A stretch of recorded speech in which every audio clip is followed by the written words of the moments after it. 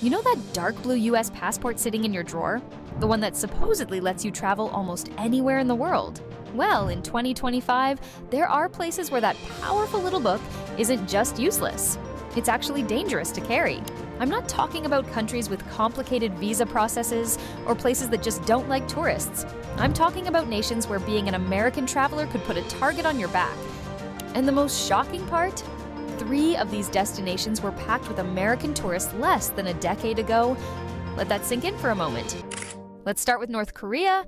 Back in 2016, about 1,000 Americans visited this isolated nation each year. Today, that number has dropped to exactly 0. The US government didn't just discourage travel here, they completely banned it. And for good reason. When American tourists could visit North Korea, they faced some of the strictest rules on the planet. Every visitor needed 2 government monitors. Every photo needed approval. Even your hotel was carefully chosen to keep you isolated from local life. One wrong move, like leaving a Bible in your hotel room or taking a photo of a military installation, could land you in serious trouble. Just ask Otto Warmbier. This American college student thought he was taking an exciting trip to an unexplored country. Instead, a simple prank at his hotel led to a 15-year hard labor sentence. His story serves as a brutal reminder of why North Korea tops our list. Moving south, we arrive in Iran. Now, this one hurts, because Iran holds some of the most breathtaking Islamic architecture on earth. We're talking about places like the Blue Mosque of Isfahan, where millions of brilliant blue tiles create patterns so intricate they'll make your head spin. But for American travelers, experiencing this beauty comes with serious challenges. Every step of your journey must be monitored by a government-approved guide. Want to spontaneously explore a local bazaar? Sorry, not happening. Feel like using your credit card to buy that beautiful Persian carpet? Think again. American banks are completely blocked here. The real tragedy? Iranian people are legendary for their hospitality. Many travelers report being invited to family dinners, gifted homemade sweets, or shown around cities by proud locals. But as an American, these natural interactions are nearly impossible because every moment needs official approval. Now, let's talk about Yemen. Imagine medieval skyscrapers made entirely of mud brick, rising like ancient dreams from the desert floor. That's what you'd see in Sana'a, Yemen's capital city. Or at least, that's what you would have seen. Today, these 2,500-year-old architectural marvels are caught in the crossfire of what the UN calls the world's worst humanitarian crisis. Regular drone strikes, active combat zones, and a complete lack of emergency services mean one thing. If something goes wrong here, you're on your own. There's no US embassy to call, no emergency evacuation flights, nothing. Libya might be the most heartbreaking story on our list. Picture this. Just 15 years ago, tourists were freely walking through some of the best preserved Roman ruins outside of Italy. The ancient city of Leptis Magna rivaled anything you'd see in Rome. Its marble columns and perfectly preserved amphitheaters told stories of emperors and gladiators. Today, these priceless historical sites sit abandoned, caught between warring militias. The country has no single government in control, no functioning police force, and absolutely no way for American travelers to get help if things go wrong. Those remarkable Roman ruins, they're now being used as military staging grounds.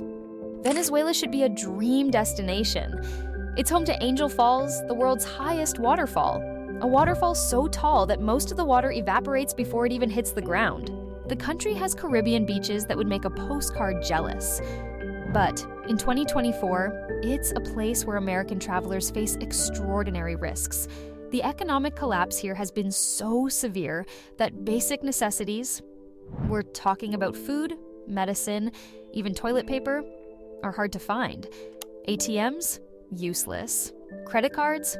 Won't work. And if you run into trouble, there's no US embassy to help. They were kicked out years ago during a diplomatic crisis that still hasn't been resolved. Syria's ancient cities tell the story of human civilization itself. Damascus is considered the oldest continuously inhabited city on Earth. The ruins of Palmyra once drew thousands of tourists eager to walk the same streets as Roman emperors and Arab caliphs. Now, those same streets are littered with unexploded ordnance. Historic sites that survived for thousands of years have been reduced to rubble in just a decade of civil war. The few Americans who still enter mainly journalists and aid workers, need military-grade security planning just to survive. Afghanistan's Hindu Kush mountains once drew adventurous travelers from around the world. In the 1970s, it was actually a major stop on the hippie trail from Europe to India.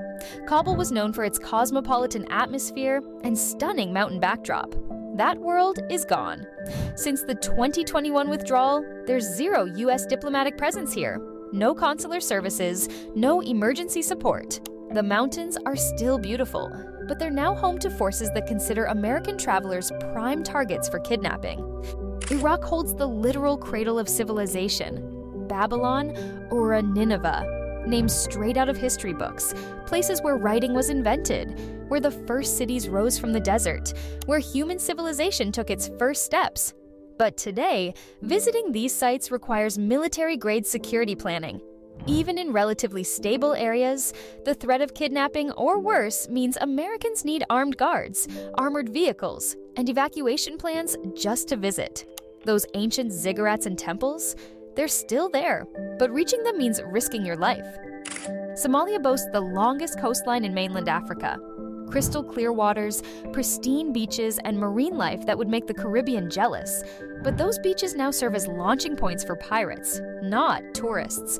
The country hasn't had a U.S. embassy since 1991. That's over 3 decades without diplomatic representation. The few Americans who do visit, mostly humanitarian workers and security contractors, face daily threats from terrorist groups and armed militias. Even Somalia's government can't guarantee safety in most of the country. Finally, we arrive at South Sudan, the world's newest country and possibly its most dangerous for American travelers. This should be Africa's next great safari destination. The wildlife migrations here rival anything you'd see in Kenya or Tanzania. Instead, it's a nation torn apart by civil war. There's no functioning infrastructure, no reliable medical facilities, and absolutely no guarantee of safety even in the capital city. The only Americans you'll find here are aid workers operating under intense security protocols. But here's the twist that most travel experts aren't talking about. This list? It's not set in stone. Countries that are completely off limits today could be tomorrow's hottest destinations. Just look at Vietnam. 40 years ago, Americans were evacuating Saigon in helicopters. Today, it's one of Southeast Asia's most popular tourist spots, with over 500,000 American visitors each year. In fact, right now, behind closed doors, diplomatic negotiations are happening that could open up at least 2 of these countries to American travelers within the next year. The travel map is being redrawn as we speak. Which countries are about to open their doors? Well, that's a story for another video. Don't forget to give this video a like, subscribe to our channel, and hit the bell icon.